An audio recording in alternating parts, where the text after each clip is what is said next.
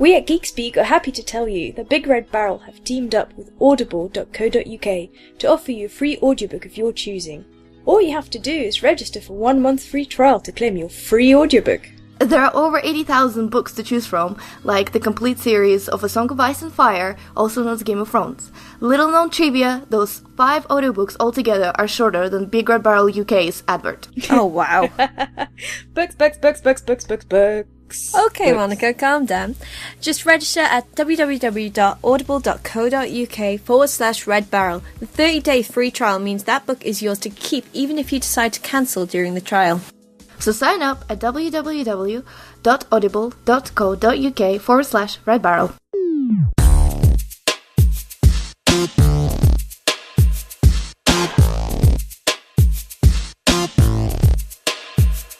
Hello and welcome to episode 3 of BigRedBarel Geek Speak. I am your host Lauren, and with me as always is Alex. Hello! And Monica. Hello!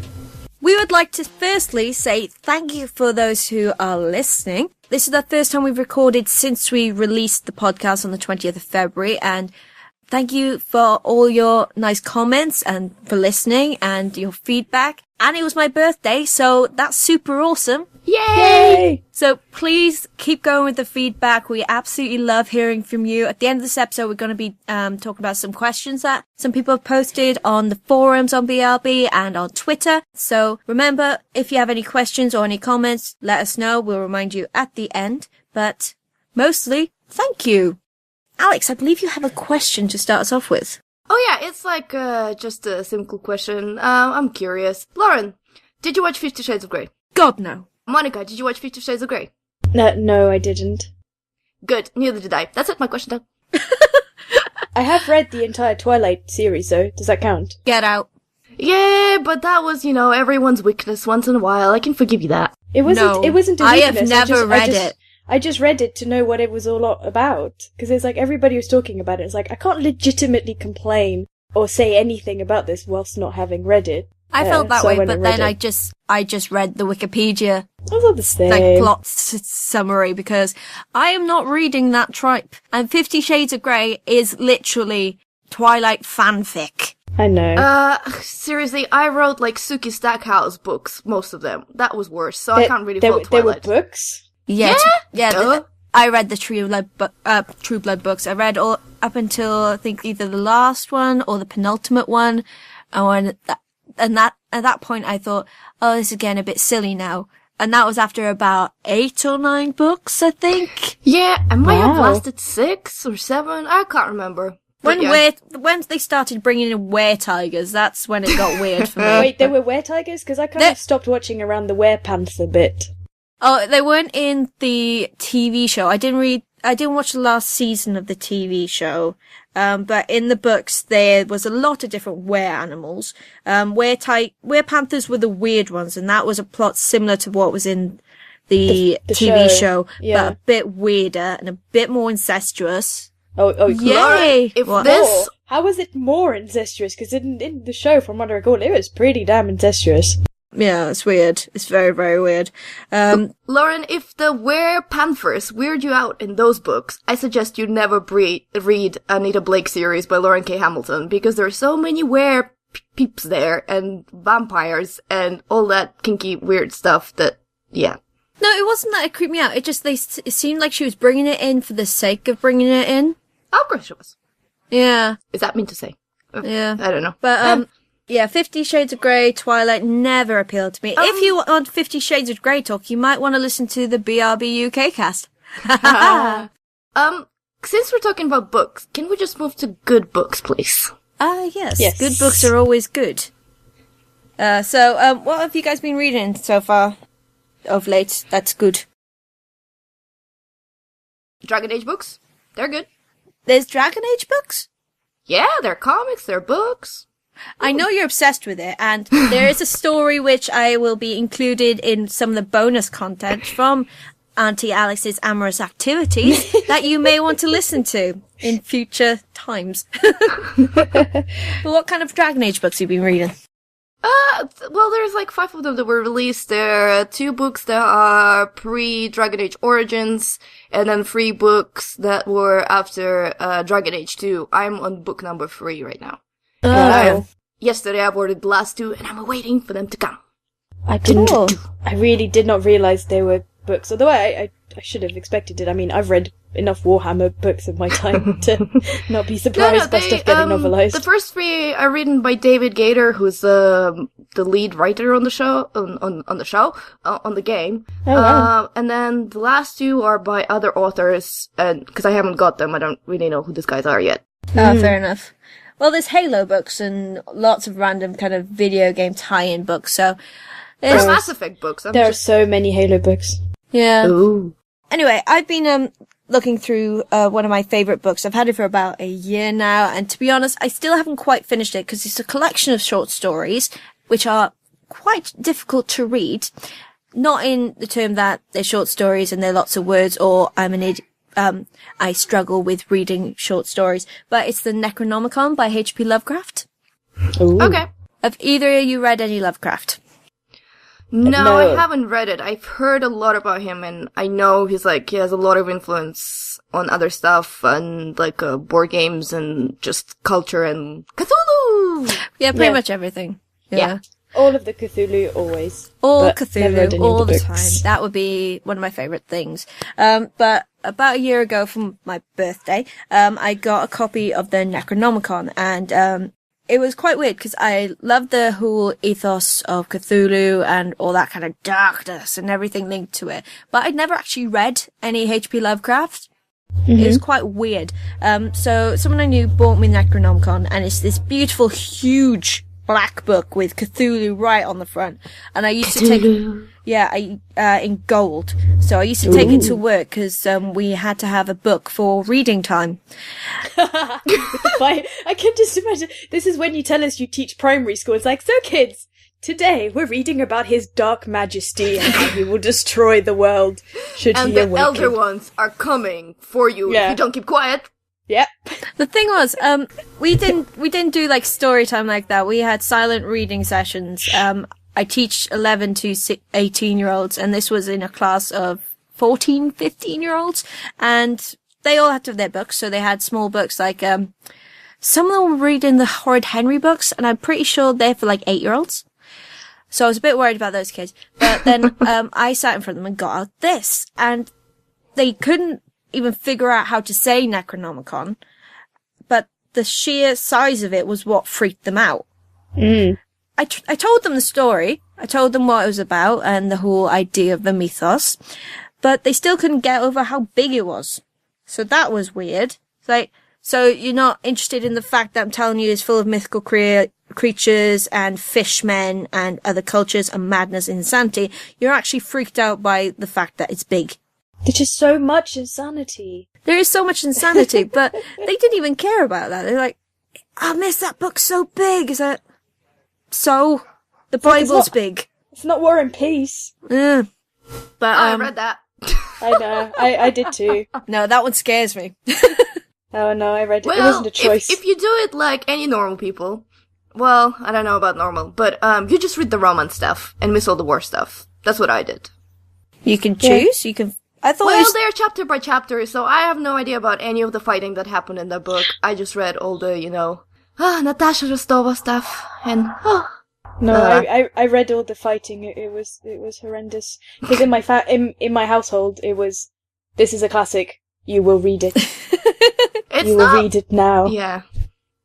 So if we put you two together, we have a whole book. I can't remember it. Yeah, that was a very long time ago, and I'm not planning on reading it anytime soon. Oh, yeah, God. can we get back to Cthulhu? Because that's a bit Cthulhu's more exciting. awesome. Sorry. One of my favorite short stories is The Shadow of Innsmouth, and that's one of the major contributors to a lot of video games, board games, and Cthulhu mythos within media, because that's the one where the guy goes to the village, sorts stuff out, and discovers the fish people and that he's part of the fish people. Oh yeah, spoilers by the way. But from Call of Cthulhu, that is the video game on Steam, that is kind of based on it. There's lots of other ones, like there's a mission in Elder Scrolls. Oh, it's not Elder Scrolls, Oblivion. Yeah, Okay. it's Elder Scrolls Oblivion, which is based on that, called Shadow over Hackdirt, which has a similar kind of plot. There's like movies based on it. Like apparently a couple of years ago, there's a random movie called Cthulhu, which is loosely based on it. Yeah, I don't remember that. I've not seen that. It was meant to be. There is a board game called Elder Sign, which is also based loosely on the H.P. Lovecraft world. There's also a fantastic one called The Study in Emerald. Oh yeah. Which is Sherlock and Cthulhu and vampires and zombies, because why not? That's really fun. There's also Flux Cthulhu. Oh yes. There's Flux everything. I know, it's awesome. There should probably be Flux Postman Pat by this stage. I wouldn't buy that one. I do have a lot of versions of Flux, but I don't think I'd buy a Postman Pat one. Fair enough. But what was I saying? Oh, what's the game that looks kind of like Monopoly? They've got it at loading. Doom Comes to Atlantic City. That also has actually really nice Cthulhu figures. Yeah, nice. I want it mainly for the figures. I haven't played that yet because I do have a collection of Cthulhu kind of toys and plushies. I have a little figure of Cthulhu from Reaper Miniatures, which I need to paint. And I've got this really cute little plushy one, and he's really squishy and he's bright green. But the thing I love about Cthulhu and the whole Lovecraft stuff is it's penetrated so much in media. You can't really go past a horror story or something that's been inspired by it. Like, it's from, like, South Park. There's a whole, 3-episode arc, which is based on the coming of Cthulhu to destroy everything. Yeah. Which is pretty awesome. It just occurred to me that people might not know what Cthulhu is. Can you just quickly describe it? Oh, yes. To describe Cthulhu, let me count the ways. Can you spell that? Oh, good luck. Isn't it Cthulhu? Yeah, but there's so many other alternatives. I'll take your word for it. I think that's one of the main ones. I don't know about the H at the end. No, I got the correct spelling thanks to The Guardian. Cthulu. So I added an extra H by accident. Oh, well, he probably doesn't mind, being evil and all that. Well, Cthulhu, if you've seen Pirates of the Caribbean 2, Davy Jones's face, bigger, greener, with kind of tentacly hands. Uh-huh. With wings. Oh, yes, he's got wings. And he's huge, and he's going to eat your soul and your face. Isn't it that if he were to awaken, the whole world will come to an end? Oh, yes. We'd be messed up. That's like the main thing. He has his own religion?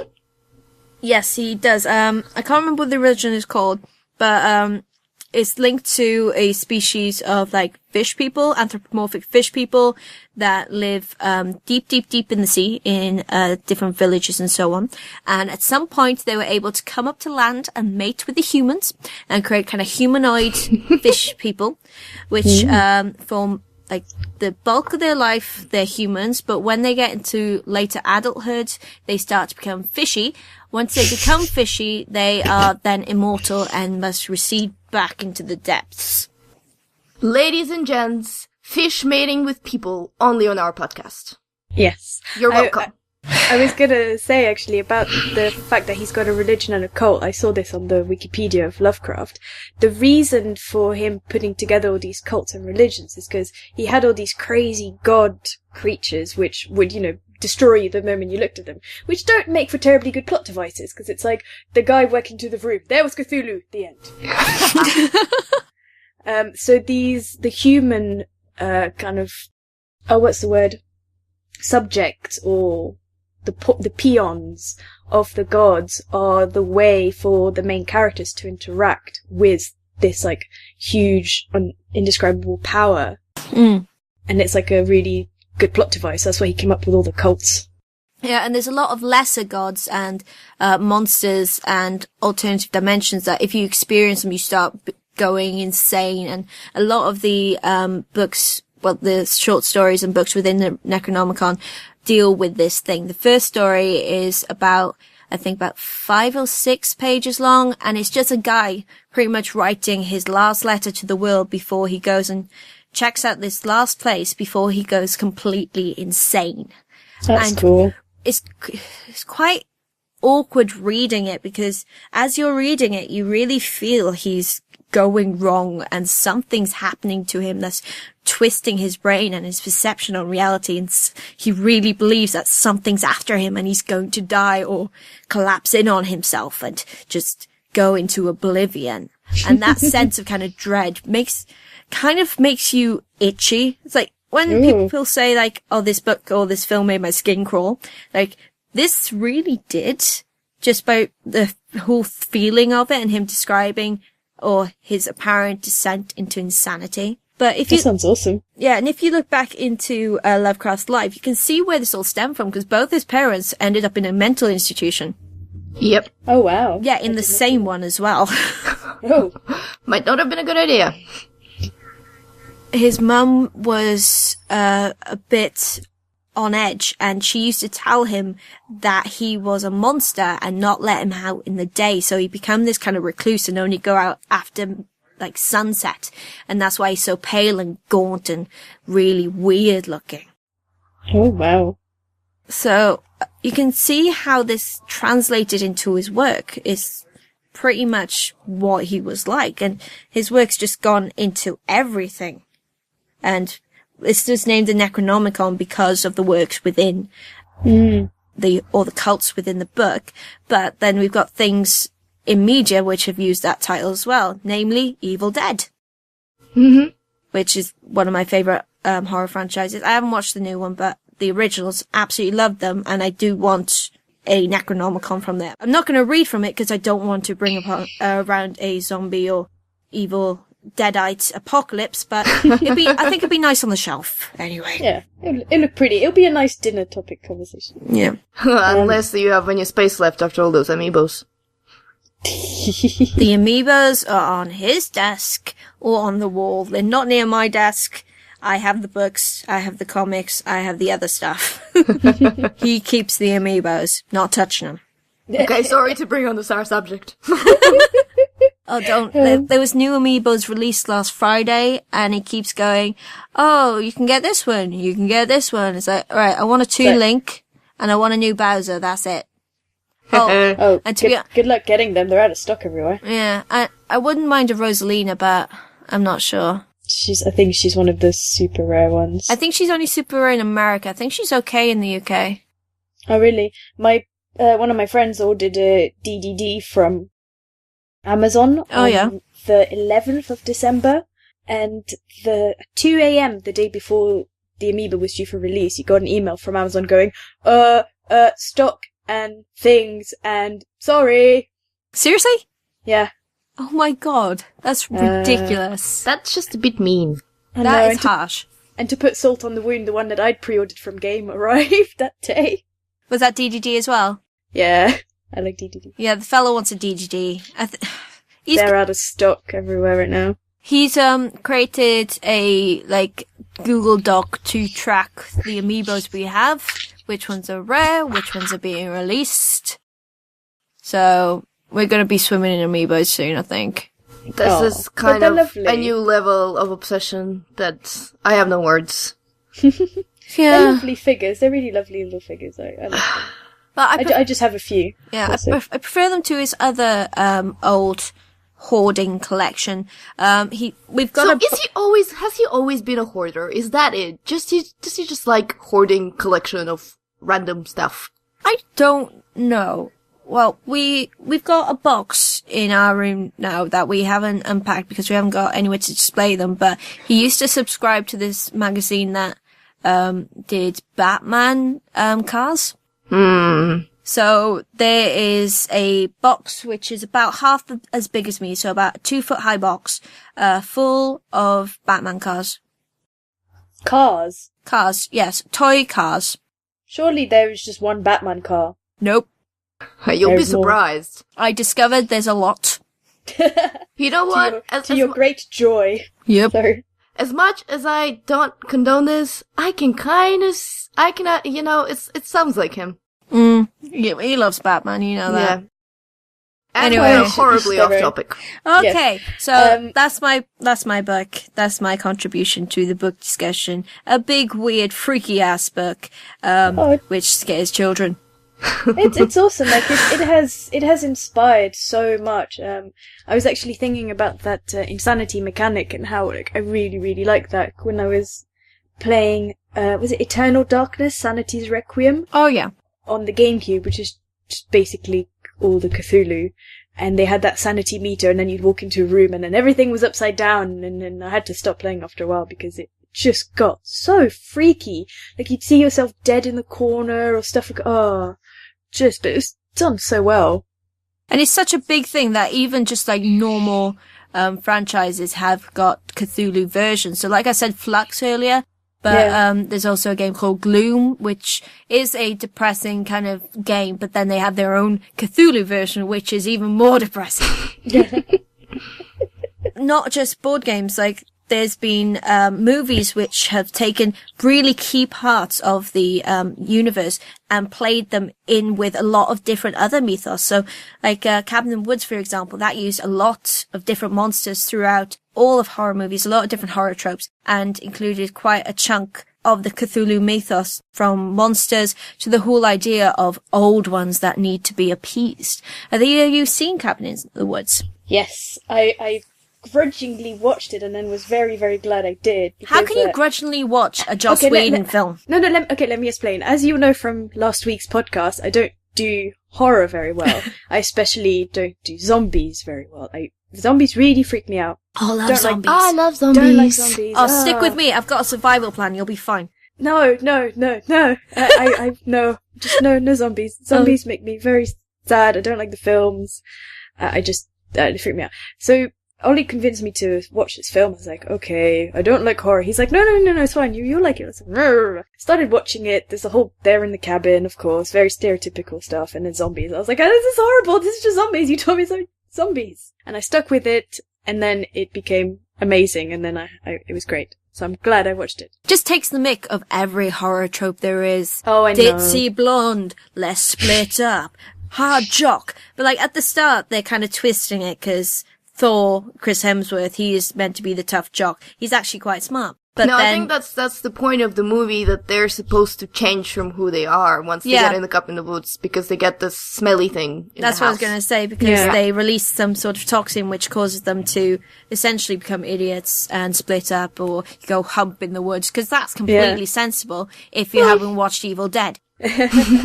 Or go downstairs and start poking at all the things. Like, nope. And reading books out loud, come on.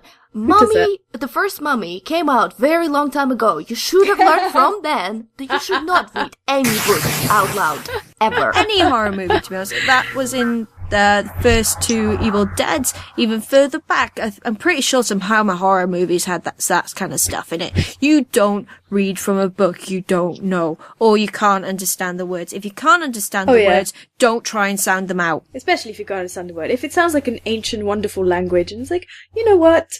Maybe it's a recipe for pie. I'll put this down now.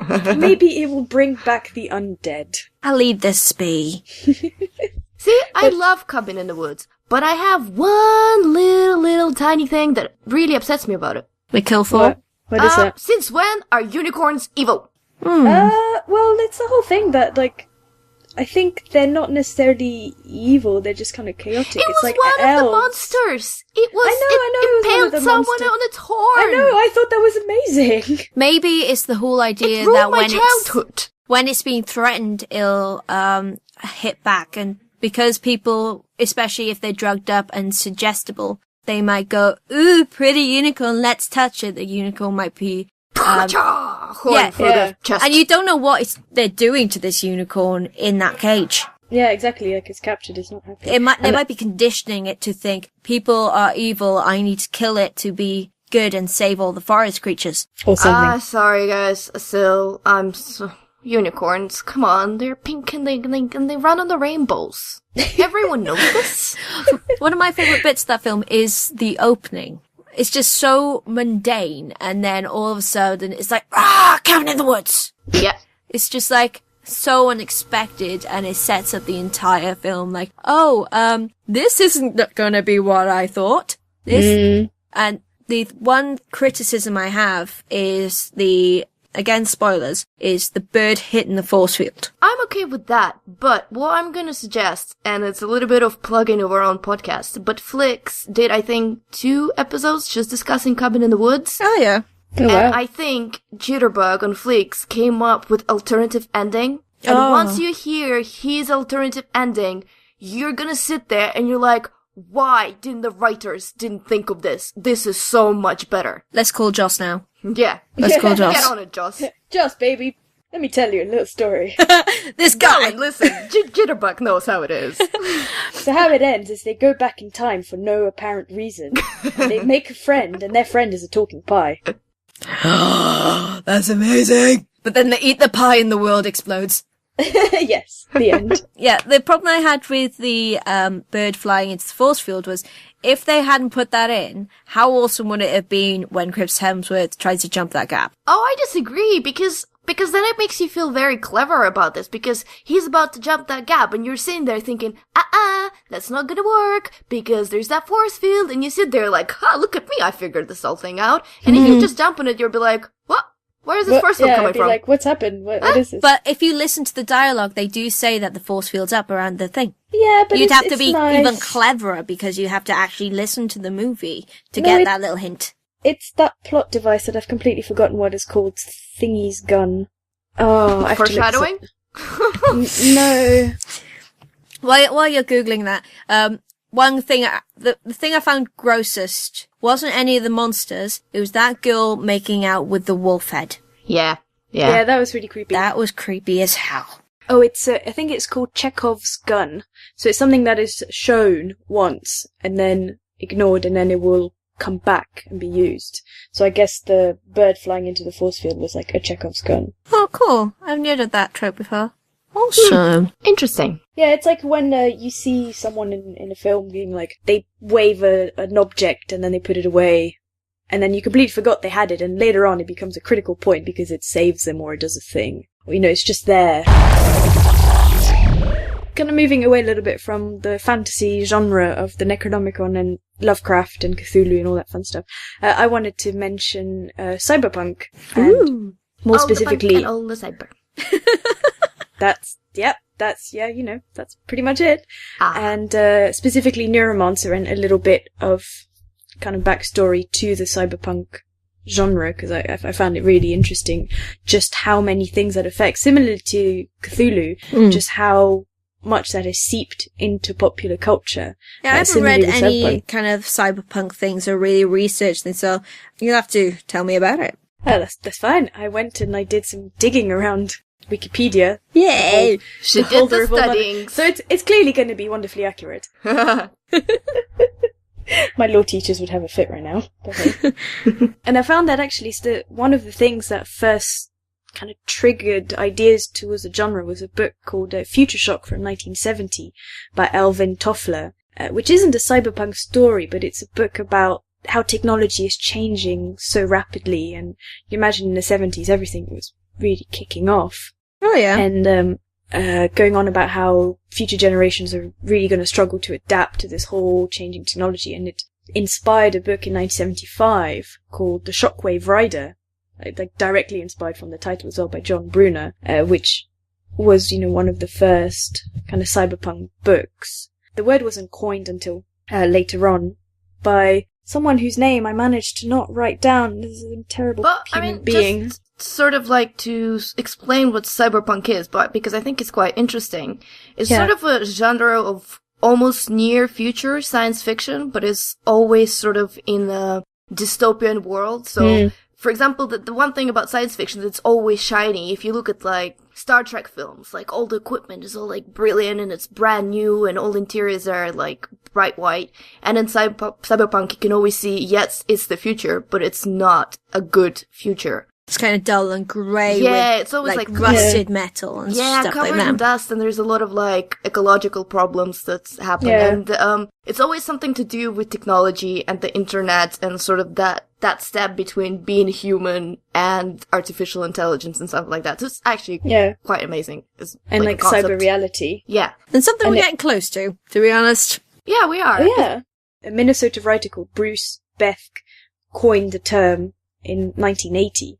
So it's got quite a huge history, and apparently when William Gibson went to watch Blade Runner in 1982 in the cinema, he saw the way it depicted it, and he was like, oh my god, this is what I had in mind for my book. This is the world that I'd imagined, and that whole kind of gritty, big, massive corporations running everything, and the everyday man's really downtrodden, and what I love in Neuromancers is got the idea of like the console cowboy. It's like the rogue hacker going in, using his skills and doing all of that. Awesome. There's been lots of stuff that has come from it, like Snow Crash and hackers, and obviously the Matrix as well. Yeah. And it all goes into the Netrunner card game, which I've been playing a lot of recently. The original, which was published in 1996. Oh, wow. Wow, that's way back. Almost 20 years. Yeah, it was republished recently. So there's like a new revised edition, which is really fun, and tournaments and blah, blah, blah. And that's like a lot of the terms in there are direct references to Neuromancer. And it's just cool. It just makes me geek out. It's just like, oh god, everything is linked, and it's all... Oh, I love that. The terminology, the ideas, and it all kind of inspires one another. And the whole cyberpunk and the hackers and virtual reality, I find it all super cool. The only real cyberpunky thing I know of, because I haven't really looked much into this genre, is like Blade Runner. Is that one? Yeah. I absolutely love the film Blade Runner. I still haven't gotten around to reading Do Androids Dream of Electric Sheep. I just love the name of the book so much. Oh, I know, it sounds awesome, but I just... It's very different. Yeah, I just need to get around to reading it. Yeah. But I tell you one thing I got, which you remind me of, is, you know the glasses from Blade Runner? Maybe. The one... Which ones? The drinking glasses that he drinks whiskey from. Oh, the glasses. I was thinking glasses like you put on your On face. No, beverage glasses. Oh, yes. Yeah, they're like 90 quid on Firebox, I think, for a pair. You can get ones that kind of look like that, from IKEA for £1 each. Oh. Just thought you want to know that. What would we do without IKEA? Love IKEA! But yeah, I mean, I think it's actually very interesting, but a lot of anime actually touched upon, for some reason they love the whole idea of cyberpunk in there. And I mean, most obvious one being Ghost in Shell, which is like a movie in itself, but it's also a really nice TV series. And the one that I actually really like, and I think it's less known one, is Ergo Proxy as well. It's really good. So yeah. What's that one? Ergo Proxy, it's based in this dystopian world where there was a whole ecological problem, blah, blah, blah, going on, and people live inside the domes. Oh. And the humans, they coexist with these androids that are known as outer raves. Mm-hmm. And so there's some virus going on that basically makes this outer raves like sort of almost human, so they start to make their own decisions. And because of that, bad things happen. Oh. And one of the protagonists her name is Real, and I suggest you Google Real and Ergo Proxy, because at the time of my teenage years, she was the girl. Like, we all thought that she was so hot and so cool, and her eyeshadow was amazing, and everything, so we loved Real. And so she's sort of investigating, and she comes across this, like, really silly guy, his name is Vincent, and sort of them together, they sort of, start exploring this sort of godlike creatures called proxies. And they're kind of like spooky looking monsters, and they go off away from the dome, and it's, they start traveling together, and it's, it's all about, the different, where the man begins and when the machine begins. It's not... Yeah. So... I have really vague memories. Is there a scene where an android goes crazy and murders a bunch of people? Yes.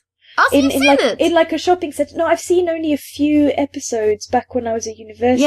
Yeah. But I remember that android murder scene. Yeah, that's there. I have to say, it's not a typical anime. It's the first couple of episodes are really intense, and then it goes kind of slow and leaves all this little vague kind of things for you to figure out, and it doesn't really explain things properly. It's left a lot of it is up to your imaginations, but I think it's really good.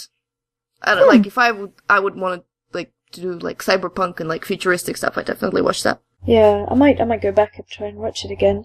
Plus, real that eyeshadow, it's amazing. How do you spell her name? Her name is spelled. Give me a sec. Like R-E-L. Ah, okay.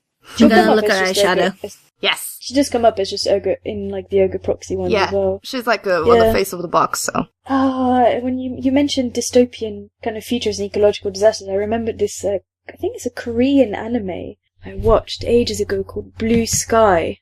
And that also has that premise of like everyone's living in these little domed cities and the outer lands are completely destroyed. Actually, that's setting in a lot of animes. Yeah, that sounds like Aeon Flux. Oh yeah, that was the other one. Or what was the Final Fantasy Spirits Within? Oh, that was weird. The one that everyone likes to pretend never happened. Well, it's not really Final Fantasy, is it? No, not really. You guys would know more about it than I ever would, so that's okay. Oh, speaking of games you haven't played, I've got you something to play, which I'm gonna have to give you on Saturday.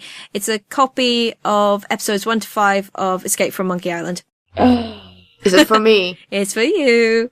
Well, am I gonna suffer? It can't be for me. Yeah, I'm pretty sure Monica's played the hell out of this. Is it one of those point and clicks? I have no clue what I'm doing games. Yeah. Oh, come on. You'll love it. I want to talk to you about it in 2 weeks' time. Why'd you hate me so Episode 5, we are discussing Tales from Monkey Island. And listeners, that is a promise. Okay, so you can be happy now that I've upset you. Cool, thanks. So, Alex, what have you been reading / listening to of late? I've actually been re-listening to this. It's one of those let's do this again, because, you know, I don't have anything else to do with my life. You say that a lot. Yeah, I know, isn't it? No, but actually this kind of follows really nicely from Neuromancer, and it's very, very, very gaming as well. It's a book called Ready Player One, by Ernest Cline, and it is a video game heaven book. Like, if you like video games, you'll absolutely have to read or listen. There is an audio version narrated by Will Witten, and it's quite well done. Yeah, people keep telling me to read this. I haven't got round to it yet, but I will. Yeah. It's definitely worth reading. Yeah, but I think even if you're not a big video game fan, I think you'll be fine as well, because when I started reading it, like, I didn't really know much. People would say SNES to me, and I would reply saying, bless you. So,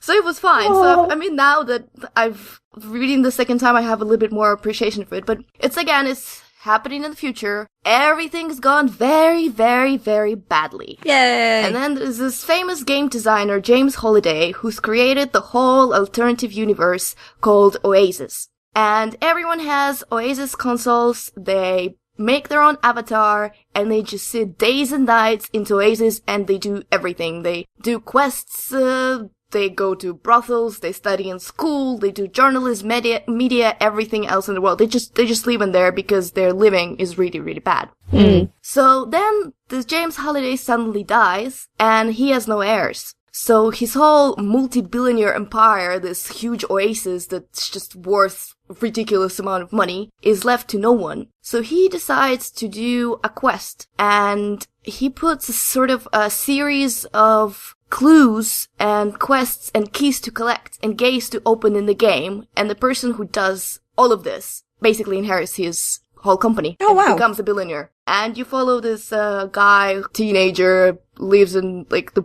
poorest neighborhood called Wade Watts, and his avatar's name is Percival.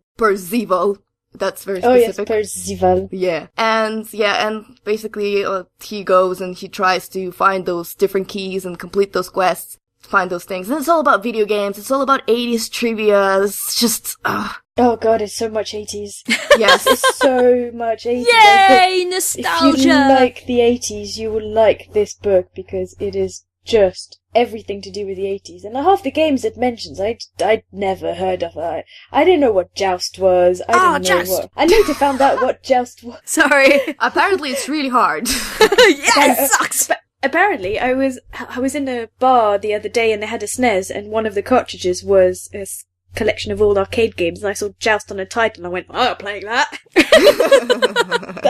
I had enough reading about it. It sounded difficult enough. I know of you. You can stay there. It's like, I know you. You're like Pac-Man, but scary. And ostriches. They do mention Pac-Man in the book. Oh yes, doesn't he? I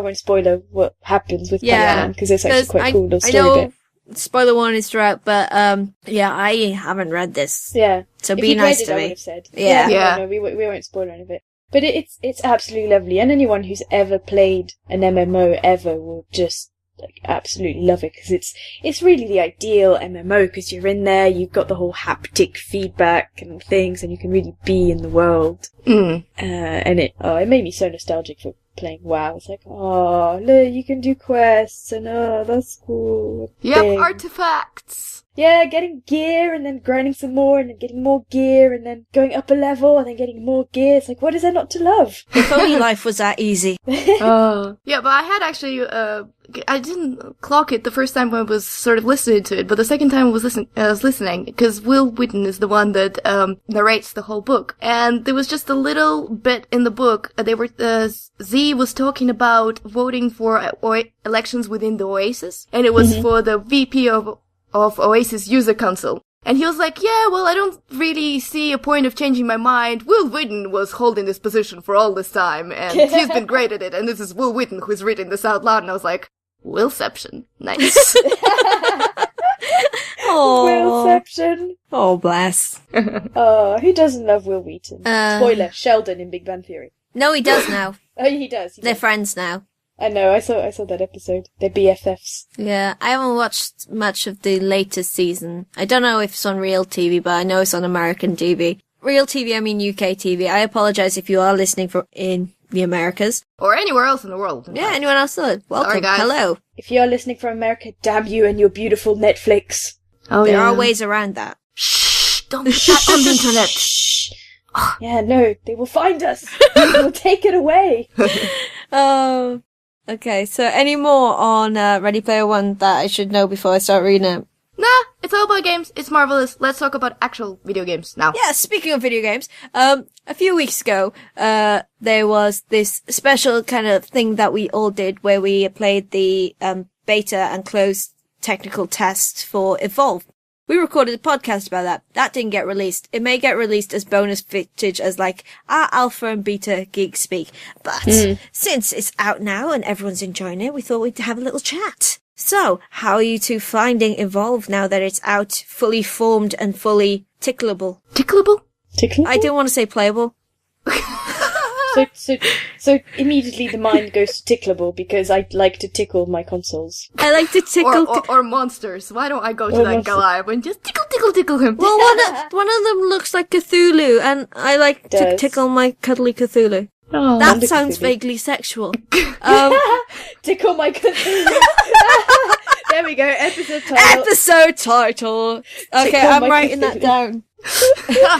Okay, tickle my Cthulhu. Right. How are you finding it anyway? I've not had the chance to play much, but it's pretty much the same as when we played in the beta. Like it's fun. A lot of people don't know how to play Monster really well yet, so I don't know how to play Monster very well. Oh, I'm sure you do. No, I don't. I suck. Yeah, I've only played Monster once, and that was with you two, and you all killed yourself pretty much straight away. And the only thing I killed was Daisy. I don't know. It was like by accident this time. Someone got eaten by a plant, then someone put the shield up. I couldn't get to them. Then I got eaten by the sea monster creature. I always get eaten by sea monster creature. And plants. Yeah, plants like me. I'm tasty. I wasn't even level 2. So? No, it's just like Daisy at the end. Yeah, desperately trying to live. It was just so weird because we got dumped into it was us three, Monica's partner, and one of the was he press for the game? Was Rich? Rich. Yeah. Oh, he's the manager of. He does like manager of marketing and things like that. Yeah. So so he's manager of marketing for 2K. and we were all playing together. We got dumped onto this new map, which none of us had experienced. And the terrain was a bit tricky. So we were all trying to figure this out, and everyone kind of died, and I won. Yeah. Which was weird. But the first time we played all together, when we finally all got on, Rich was the monster, and he was helpfully telling us hints and tips, because he's so nice, and he had played it many, many times before. The only problem was his mic wasn't on. So we were all trying to figure out our classes and our peoples and all our skills and working together and getting eaten by plants. And he was trying to be super nice, and thought we were ignoring him, but we weren't. We really weren't. We just couldn't hear him at all. I just like the bit when he came back on the microphone. It's like, by the way, I've been telling you guys loads of tips for like the past 25 minutes. Have you heard any of it? It's like, no. No. It's like, there's like Lauren half eaten by a plant, like desperately trying to climb a mountain following Daisy, like Alex over some other corner of the map. It's like, No, Alex is dead. no. Alex was dead. At one point, I think you lot were dead, and I was by the reactor. Typical. And he was up on a walkway just waiting for everyone to respawn. That's very kind. This was while his mic was off. I didn't realise he was trying to be nice and waiting for us to get a full party again. So I just started shooting him. Oh, he's there. Shoot. No, but yeah, I've been playing on and off. I can't say I enjoy playing with other people. I mean, we had so much fun when we were playing, the 5 of us. Hang on. She means other people as in randoms. Yeah, other people I don't know. Yeah. She means you. Oh. No, I don't like mean you as in the speaker, as in someone random. Okay. Did you play with Coleman? The other week? No, he refused. I think he got excited about the idea of Tim joining in, and when Tim fell out, he was like, not playing with her. Aww. I haven't played it since I actually got it, which is quite bad of me. So I haven't experienced any of the other modes. When we had the technical tests, I only had it on PS4 with you two guys, and we only had Hunt and we only had Hunt to play. But you two played on the Xbox One and experienced some of the other modes as well. Yeah. But there isn't much. There's Hunt, and then there is Evacuation. And Evacuation is just a collection of different variations of Hunt. And that's about it. That's all the game. And even the solo that you can just play on your own is just the same type of Hunt and Evacuation, and you just play against AI. Oh, okay. And I was like, oh, is that it? Mm. Oh, well, we should get together and play it some more at the weekend. Well, I was going to suggest that we do a stream maybe in a couple weeks' time on a Saturday and just stream some Evolve, if you fancy it. Yeah. People Have a can bit- laugh at me dying a lot. Have a bit of a kill Yeah, dog. it would just be me going, this is a Monster Hunter. Oh yeah, you've been a little bit obsessed with that, Maybe. haven't you? Yes. A lot. How many hours? Have you surpassed 40 hours yes, hold on, I'm just going to have a quick look right now at my guild card. Can it tell me on my guild card? I can tell you in a second just how much I've played. This is where we try to see how crazy Mon's been. It must be above 50 now, but that's nothing on Monster Hunter. now? Yeah. And you guys is- made fun of me for starting Dragon Age twice. Just saying. 57 hours and 40 minutes. Oh, good God. Wow. And I haven't even scratched the surface. I'm not even G rank yet. There's 3 ranks in Monster Hunter. There's normal, S rank, and then G rank, which is like the monsters are all really tough, but the armor is really shiny. Yeah, I can't say much. I don't even know how many hours I sunk into Borderlands 2 on Xbox 360. Because I went through on normal, then I went on Vault Hunter mode, and then I went through co-op, and then I did all the DLC, and then I went achievement hunting and completionisting. So, and now I have to redo it all once it comes out with the Handsome Collection. I like the have to. It's like I have to. I have to. I had this beautiful Axton, who's the commando character. He was my pride and joy. I had him up to level 60, before the new level cap increase. He had 2 turrets called Mr. and Mr. Turret. They were a gay married couple. That's awesome. No, they had a backstory. They had twin miniguns. They were able to attach to walls. They had missiles. And I was gonna get to level 70 so they could have little nuclear babies. But someone deleted my save. And I've been too tormented to go back in the last year to redo my accident because it pained me so much.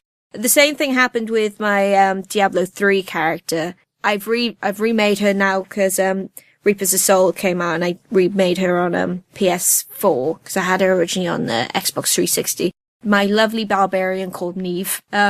And she's my pride and joy. I absolutely love her. I'm going to replay her once I get a bit more time because there's a new patch with a bunch of new stuff coming out. But I had a lot of my Xbox 360 saves deleted by someone about a year and a bit ago. Why? Horrible person. Tear, weep for me. But anyway, I have new chances, new opportunities, new decisions to make my characters even better. What's going on with my voice? I don't know. Sorry. So, hopefully we'll be playing Evolve in the next couple of weeks in the stream. If we are streaming it, we'll be announcing it via the Big Red Barrel forums and on Twitter. Speaking of the Big Red Barrel forums, we've had a lot of lovely people leave us comments. If you would like to speak to us or contact us or leave comments, suggestions, anything like that, you could do it via the Big Red Barrel forums or on Twitter at Big Red Barrel. Yeah, at Big Red Barrel using the hashtag Geek Speak. So we got a few little shout outs. Alex, do you want to give us the forum shoutouts? Okay, I'm gonna say very, very big thank yous to Cloudstyle, Aurox, CP Hadley, Bleezy Boy, and Stingo. And Monica, do you want to do the first couple? I don't know, just say thanks, Big Red Barrel stuff. Oh, yeah, so Yoshi Fed, Krelif, Dave, Pac-Man Polar Bear, The Phenomenal C, Rick Lafar, Captain Average. And do you want to take over, Lauren? Thanks to Dermot, BRB Tim, Bleezy Boy, Cloudstyle Gamer, Viral Ninja Rich, that is Rich from 2K who helped us along with the Evolve, so thanks, Rich. Thank you very much. Thanks! Lady Jeanette, Part-Time's Powers, Josh Dang, Pilkey42, who I mentioned on last podcast as Steve, thank you for Scaries! Steve! And SOG True Believer. Some of those people were very nice and said... All of them were very nice and said nice things to us. They were all very nice and said nice things, but some of them asked us some questions. Or us on the forums asked us, do we have any suggestions for 2-player board games? And luckily for you, we have a few. Wait, Lauren, I know which one you're gonna go first. Pokemon. No. You disappoint me. Lords of War. Yes, thank you. That's the answer I was looking for. I absolutely love Lords of War. I first played it at the Big Red Barrel booth at EGX last September. Absolutely loved it. Brought it to Tabletop Tuesday a few times. Me and the fella, we have 4 packs, and it is a 2-player board game. You have 2 decks in the pack and a playmat, and you battle each other to see who wins, and whoever wins is the person who either gets 6 of the opponent's generals or 10 of the opponent's cards. No, 20 of the opponent's cards in total.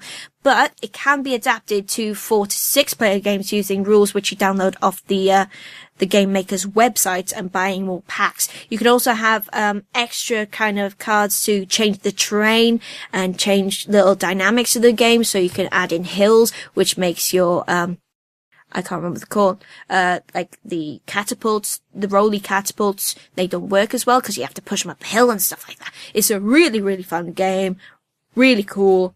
Love it. Yeah. Alex. Yeah, no, there are a lot. We have like lists of more than 10. Okay. Actually, the one I don't have on the list, but I would just want to mention too quickly because, Better Husband is quite obsessed about that game. It's, Marvel Dice Masters. And, yeah, and there's a lot of games on our list are like 2 players, but can be played with more. Dice Masters and Lords of War. Well, Lords of War, I guess you could play with more. But Dice Masters is, specifically a 2-player game. And it has lots of nice, pretty dice, and it's all Marvel characters. So, isn't it quite expensive to get all the dice though? Well, it depends how obsessive you want to go about it. Because, I think the base pack is about 13 quid. And then, there is pack of cards, and in each pack there are 2 cards and 2 dice. Yeah. And they cost, well, maybe £1 a pack of cards. Oh, that's not too bad then. Yeah, but seriously, last time we went at the convention, he got a little bit crazy and he bought a whole like tower of them, which was 90 quid, which had I don't know how many little packs, and that wasn't enough. Imagine Like, how he many can Lords buy- of War you could buy from that. That wasn't enough. Oh, you better off buying Lords of War. That's why. Yeah, the 2-player base pack for Lords of War is I bought it at the Big Red Barrel store, EGX. Monica, do you have a suggestion? Oh god, I have many. Do we want to talk about each of them, or should I just mention them and say get this? No, just talk about one and mention the rest. Talk about one. Mention your favorite one. Yeah, I was going to Ladybug. mention Hive, which is a game where we play in the pub quite often, because it's really lovely chunky tiles with bugs on them. And it's a kind of chess-esque kind of thing, so you place them down and you can move your little tiles around, and the aim is to capture the opponent's queen bee. And as we were typing this out, I looked up Hive on Amazon for some reason, which resulted in me screaming my computer's going, they made a ladybug! They made a ladybug. There's usually spiders and dung beetles and grasshoppers, and each move slightly differently. And then there's a ladybug, and it's like, this changes everything! And I have no idea what this game is. and I said to people, and I said to Alex, I think, it's like, there's a ladybug, it changes everything. It's like, what does it change? I don't know what it does. I think the instructions are in German. I will see when it comes in the post. The only thing that it changed is I laughed out loud in the office and everyone looked very weirdly at me. Yeah, That's what it changed. I was supervising an exam when he messaged that, and I just started like really throaty laugh, you know, where you're trying to stifle it, and the kids just looked at me stupid, like, sorry. Lady, where's she laughing? Sorry, they all know I'm weird anyway. Okay, so I'm just gonna rapid fire the rest of them. If you want, stop me at any point if you want to say anything. We've got Flux, variety of variations, so take your pick. Jenga Tetris. Jenga Tetris! Or Extreme Jenga Tetris, which was displayed a couple of weeks ago at Tabletop Tuesday, between me and Coleman. Citadels, which is one of mine, and it's really, really lovely game. I played that on a train a few times, 2 players, that's really fun. Gloom, which is one we mentioned before, is a Cthulhu variation. A Few Acres of Snow. A fun game. It's by the guy who made Ankh-Morpork, Martin Wallace. Princess of Catan. It's so good. We play it in French, and we're able to play it in French. Don't ask. We bought it in Paris. Okay. Plato 3000. Also amazing. It's a lovely little card game. Buy it. It's awesome. For 2 people. Netrunner. Netrunner is so great. Of course, that's Monica's thing. To say about Netrunner, if you're going to play it, there's a core set, but there's also been a lot of releases. It's not a collectible card game. It's a living card game. So there are data packs, and if you want specific cards, they are easy to obtain by just buying the specific data pack. So if you want it's not random like Pokemon. No, it's not random like Magic the Gathering or Pokemon. Like it's a living card game, and it's very, very, very good. And there's lots of tournaments going on around the country right now. How was your last one? It went a lot better, actually. The first one I went to, I came in last. And this time I think I was 9th from last. Out of like 60 people. Some really, really good players there, and well done. Yeah, I know. Yeah. I wasn't last. I was so happy. It meant I didn't get the mini card, because you get like a special edition card, and they give you one if you're last. But I didn't get that. I was sad. But one of my decks specifically did quite well overall. I was very, very pleased. So yes, that's a great game. And finally, Memoir 44. Nice war strategy game. If you like war and you like nice little figures, it's really good. It's got campaign book. And it's got loads of expansions, I think, at the moment. Okay, if you want something simple that's really easy to pick up and play, that you can play with anyone, I'm just suggesting it is Flux out of that list. Flux sucks. Flux does not suck. Flux is amazing. Don't get started with me. I love it. I don't like a 2-player. I like it with a whole bunch of people and booze. It is more fun with lots of people and booze, but you can play it 2-player. It's the options you have is from 2 up. Another question we got, this time was on Twitter from @PartTimePowers, was, do any of us watch JonTron or have read American Vampire? Out of the 3 of us, I'm the one who's watched JonTron. I subscribe to his channel, I do watch his videos quite regularly. I discovered him watching Game Grumps initially. I wasn't that fussed on him on Game Grumps in that dynamic, but his own show I do enjoy and I do watch it. I just wish there was more of it and a bit more consistency release, but I understand it's hard to make stuff, hard to get it out consistently. American Vampire, I haven't read it. I've researched it. Every time I go into the comic book shop, I really, really want to buy it. It's just having the money and the time to read it. Just so you know what it is, it's a tale of a new breed of vampires in America. So there's like the old country vampires in America. One of them accidentally infects this guy and he goes on kind of a revenge binge. That is one part of the story. That, in the first 5 episodes, there is 2 story arcs. The story arc of the guy becoming a vampire, which is back in the Old West, and then the second storyline is him in the 1920s saving an actress. In the first 5 episodes, the Old West part is written by Stephen King, and the rest is written by a guy called Scott Snyder. And from episode 6, he writes everything himself. There's a couple of spin-offs and miniseries and a one-shot link to it. So hopefully in the future I'm going to read a few of that. It's just getting the time and getting them. I'm just waiting for the plot arc where he decides to change his ways and joins a fun kids TV shows and develops an unhealthy obsession with counting.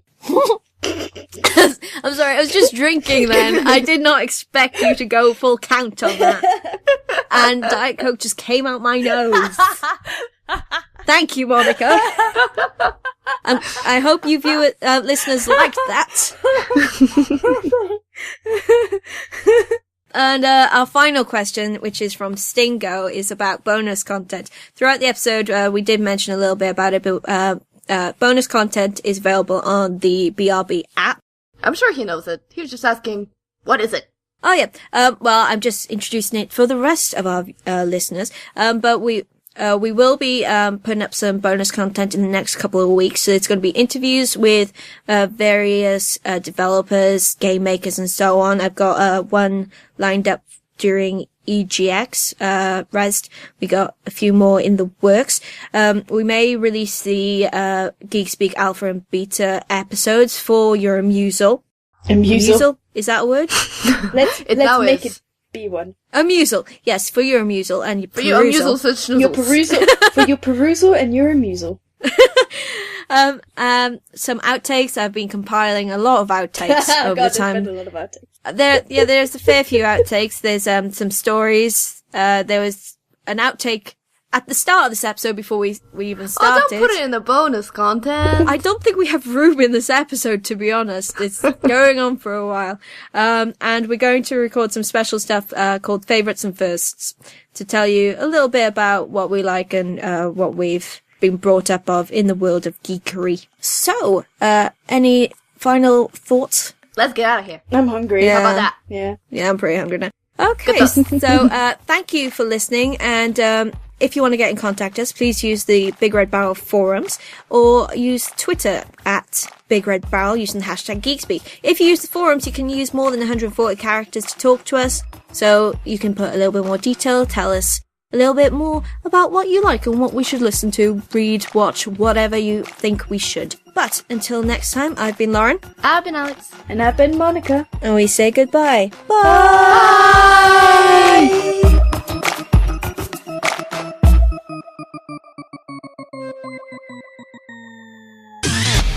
You and your ears are quite welcome for the podcasting goodness that you just heard. Why not roll on over to BigRedBarel.com for more podcasts, news, reviews, and videos from the biggest, reddest site on the internet, BigRedBarel.com. And remember, go to www.audible.co.uk/Red Barrel to sign up for your 30 days free trial and get your free audiobook.